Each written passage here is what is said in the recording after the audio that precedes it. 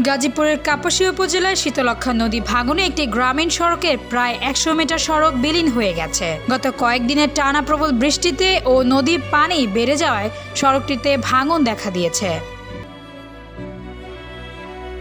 নদীর ভাঙনে যান চলাচল প্রায় বন্ধ হওয়ার পথে। এতে রানীগঞ্জ, তারাগঞ্জ, নাসেরা, গোসাইরগাঁও, ঘিঘাট, একডালা, ডেমরা, ফেটালিয়া, বাড়িগাঁও সহ ৯টি গ্রামের মানুষ, অসুস্থ রোগী ও বৃদ্ধ লোকজন চরম সংকটে পড়েছেন।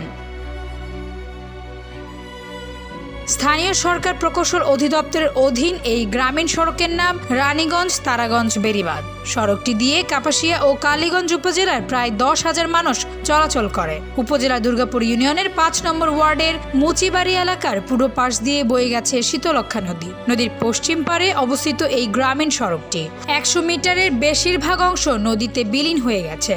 ২০ ফুট প্রস্থের সড়কটির মাত্র কয়েক ফুট অবশিষ্ট রয়েছে। স্থানীয় বাসিন্দারা বলেন, মুচিবাড়ি এলাকার শীতলক্ষ্যা নদীতে স্থায়ী প্রতিরক্ষা বাঁধ নেই। পাকা পিচের এই গ্রামীণ সড়কটি বেড়িবাঁধ হিসেবে ব্যবহৃত হয়ে আসছে।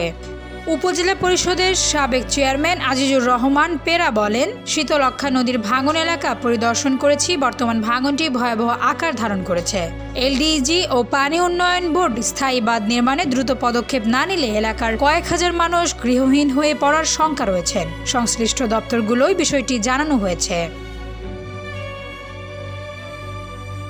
তাসনুভা ঐশী, ভোরের পাতা।